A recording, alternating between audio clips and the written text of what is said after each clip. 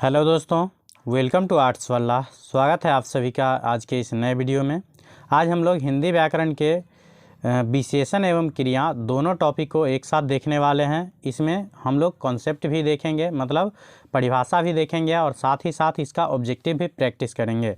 तो आप लोग वीडियो के अंत तक ज़रूर देखिएगा। मैं आप लोगों को इसका कॉन्सेप्ट भी बता दूंगा और साथ ही साथ ऑब्जेक्टिव भी प्रैक्टिस करवा दूंगा। तो चलिए शुरू करते हैं। तो देखिए, पहला हमारा आ गया विशेषण। तो पहले बात तो विशेषण होता क्या है। तो देखिए, विशेषण क्या होता है, तो जो शब्द संज्ञा या सर्वनाम की विशेषता बतलाए उसे हम लोग विशेषण कहते हैं। तो सिंपल भाषा में समझिएगा, तो जो शब्द संज्ञा और सर्वनाम की विशेषता बताता है उसे ही हम लोग क्या कहते हैं, विशेषण। तो याद रखिएगा, विशेषण का मतलब ही होता है विशेषता बताने वाला। जैसे में देखिए, काली गाय चरती है, तो गाय के बारे में क्या बोल रहा है, जो काली है, तो यहाँ ये हो गया इसका विशेषण, मतलब विशेषता बता रहा है। उसी प्रकार से मान लीजिए बोलेंगे जो उसका चेहरा गोल है, तो यहाँ गोल क्या हो जाएगा, तो ये उसकी विशेषता है, जो उसका चेहरा कैसा है, तो गोल है। तो समझ गए होंगे, तो यही शब्द क्या होता है, तो विशेषण होता है। तो समझ गए होंगे। उसके बाद है विशेषण के भेद, मतलब विशेषण के कितने भेद होते हैं। तो याद रखिएगा, कार्य की दृष्टि से जो है विशेषण के 4 भेद होते हैं। कौन कौन, तो पहला हो गया गुणवाचक विशेषण, दूसरा हो जाता है संख्यावाचक विशेषण, तीसरा हो जाता है परिमाणवाचक विशेषण और चौथा होता है सार्वनामिक विशेषण। तो देखिए, उसके बाद हम लोग देखेंगे गुणवाचक विशेषण। अगर आप लोग वीडियो को अंत तक देख लेते हैं तो मुझे नहीं लगता जो विशेषण एवं क्रिया में आपके मन में एक भी डाउट रहेगा। अगर परिभाषा वाला वीडियो ध्यानपूर्वक देख लेते हैं तो ऑब्जेक्टिव वैसे ही बन जाएगा। तो आप लोग निश्चित रूप से परिभाषा को अंत तक जरूर देखिए, वो भी ध्यानपूर्वक। तो देखिए, गुणवाचक विशेषण में क्या होगा, तो विशेषण का मतलब क्या होता है, तो विशेषता बताने वाला। तो गुणवाचक में क्या होता है, तो गुणवाचक में उसका गुण बताएगा। तो देखिए, जिस विशेषण से संज्ञा या सर्वनाम के क्या होता है, रंग रूप स्वभाव दशा आदि का बोध होता है, उसे हम लोग बोलते हैं गुणवाचक विशेषण। जिसमें मतलब उसका गुण बताए। गुण का मतलब क्या होता है, रंग रूप आकार स्वभाव ये सभी क्या आ जाता है, तो उसके गुण में ही आ जाता है। तो इसलिए इसे बोलेंगे हम लोग गुणवाचक विशेषण। जैसे बोलेंगे दयालु, उसके बाद हो गया राजा, विशालकाय, तो ये सभी क्या हो जाएगा। जैसे बोलेंगे गंगा, जैसे बोल सकते हैं गाय, तो ये भी क्या हो जाएगा, एक प्रकार का विशेषण हो जाएगा। तो समझ गए होंगे। तो ये सभी जो होगा क्या होगा, तो गुणवाचक विशेषण। उसके बाद चलते हैं हम लोग संख्यावाचक विशेषण की ओर। गुणवाचक के बाद देखिए, दूसरा हमारा विशेषण है, ये है संख्यावाचक। तो नाम से ही स्पष्ट है, संख्यावाचक विशेषण में क्या होगा, तो संख्या का बोध होगा। संख्या मतलब नंबर। तो देखिए, जिस विशेषण से संज्ञा या सर्वनाम की संख्या का बोध हो, मतलब नंबर का बोध हो, उसे ही हम लोग बोलेंगे संख्यावाचक विशेषण। जैसे बोलेंगे देखिए, 5 लड़के दौड़ रहे हैं, मतलब दौड़ते हैं, तो यहाँ क्या हो गया, 5 जो है संख्या बता रहा है, जो 5 लड़के क्या कर रहे हैं, दौड़ते हैं। तो यहाँ 5 जो हो जाएगा, ये हो जाएगा संख्यावाचक विशेषण। जैसे बोलेंगे 3 दोस्त बैठे हैं, तो यहाँ भी 3 क्या है, संख्यावाचक है। उसी प्रकार बोलेंगे महीने के 30 दिन होते हैं, तो इसमें भी 30 क्या हो जाएगा, तो संख्यावाचक विशेषण। बोलेंगे जैसे सप्ताह के 7 दिन होते हैं, तो वहाँ भी 7 क्या हो जाएगा, तो संख्यावाचक विशेषण। तो उम्मीद है आप लोग समझ गए होंगे। जो संख्यावाचक विशेषण में क्या होगा, तो उसमें किसी संज्ञा सर्वनाम की संख्या का बोध होगा।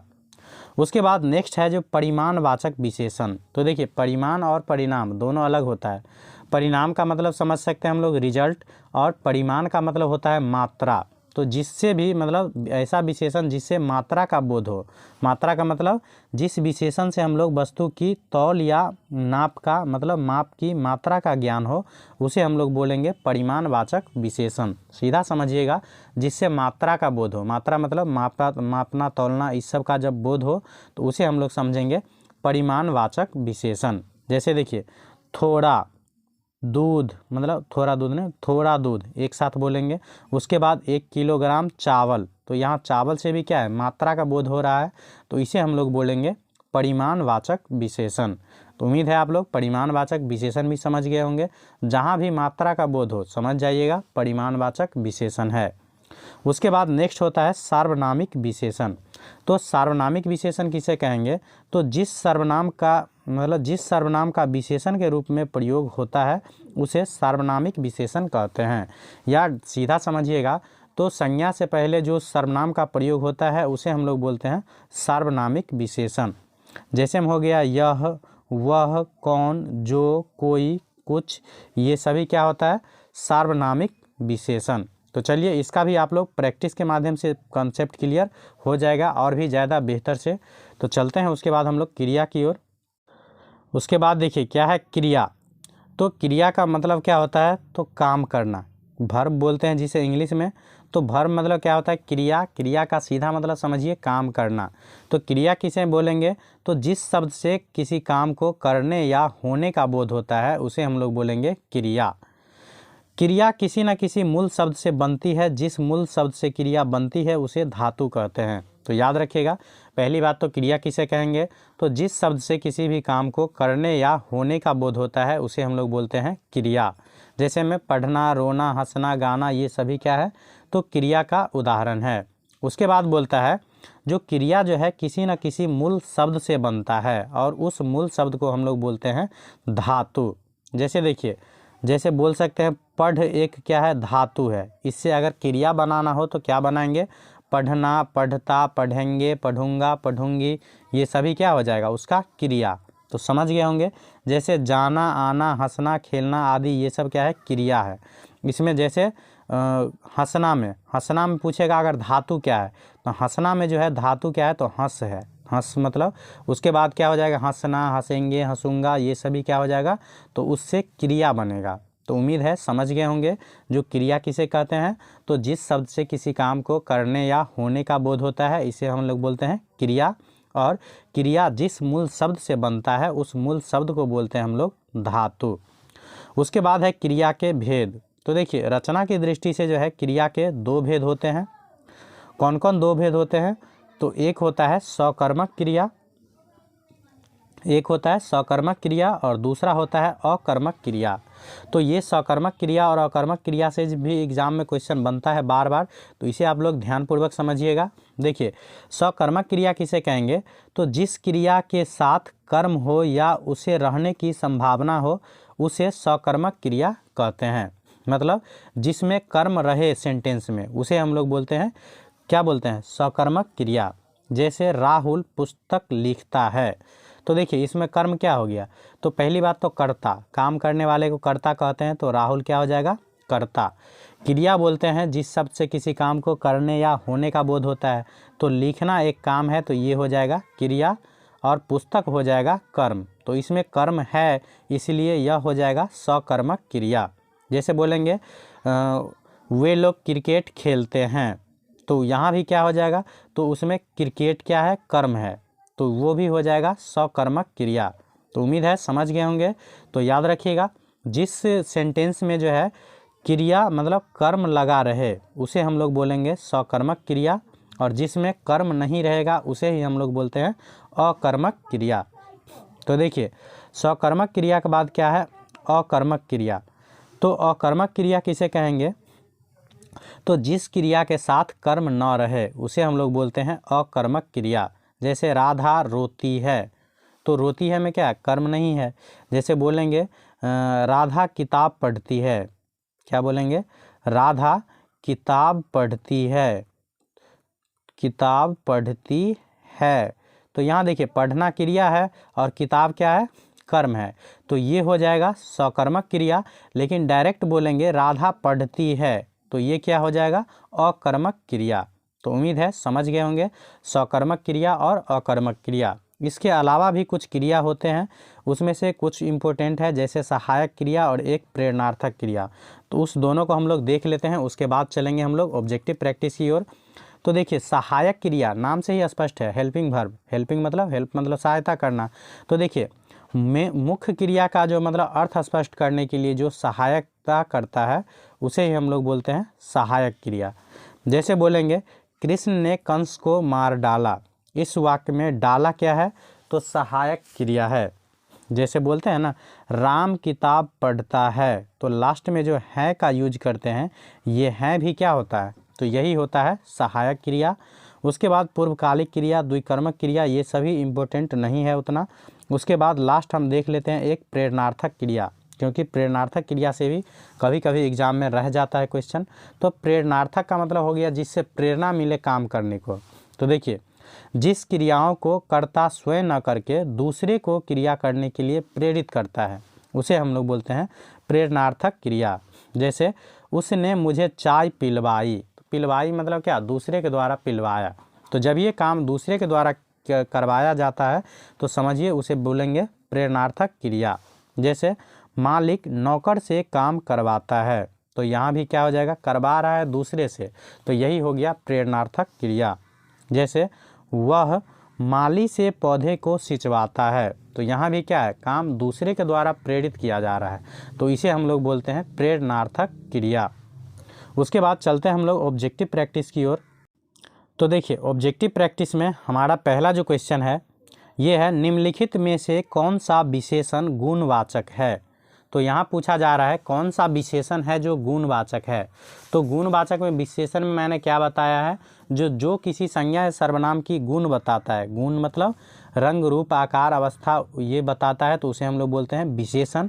तो देखिए, यहाँ हो जाएगा सुंदर, क्या है उसका मतलब गुण बता रहा है, तो यही हो जाएगा गुणवाचक विशेषण। तो ऑप्शन नंबर सी इसका करेक्ट आंसर हो जाएगा।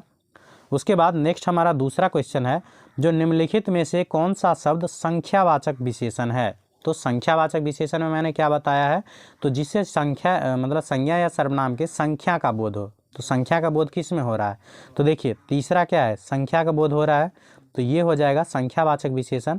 तो ऑप्शन नंबर सी इसका करेक्ट आंसर हो जाएगा।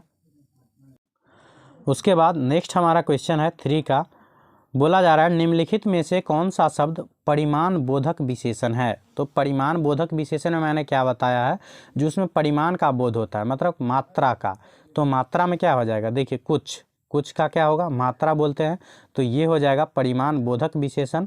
तो ऑप्शन नंबर ए इसका करेक्ट आंसर हो जाएगा। उसके बाद नेक्स्ट हमारा 4 नंबर क्वेश्चन है, जो यह लड़का खिलाड़ी है। तो यह लड़का खिलाड़ी है, यहाँ यह किस प्रकार का विशेषण है। तो यह लड़का खिलाड़ी है, इसमें यह किस प्रकार का विशेषण है। तो देखिए, सार्वनामिक विशेषण में मैंने क्या बताया था, जो संज्ञा के पहले आने वाले सर्वनाम को हम लोग बोलते हैं सार्वनामिक विशेषण। तो देखिए, लड़का यहाँ क्या है, संज्ञा है, इसके पहले सर्वनाम आया है यह, तो यह क्या हो जाएगा, सार्वनामिक विशेषण। तो इस प्रकार से इसका आंसर हो जाएगा ऑप्शन नंबर डी। अगर लड़का कौन सी संज्ञा है, अगर आप लोगों को पता है तो इसे आप लोग कमेंट में ज़रूर बताइएगा। उसके बाद नेक्स्ट हमारा 5 नंबर क्वेश्चन है, जो लाल शब्द क्या है। तो लाल क्या है, तो लाल एक प्रकार का रंग का मतलब गुण बता रहा है, तो यह विशेषण हो जाएगा। तो ऑप्शन नंबर सी इसका करेक्ट आंसर हो जाएगा।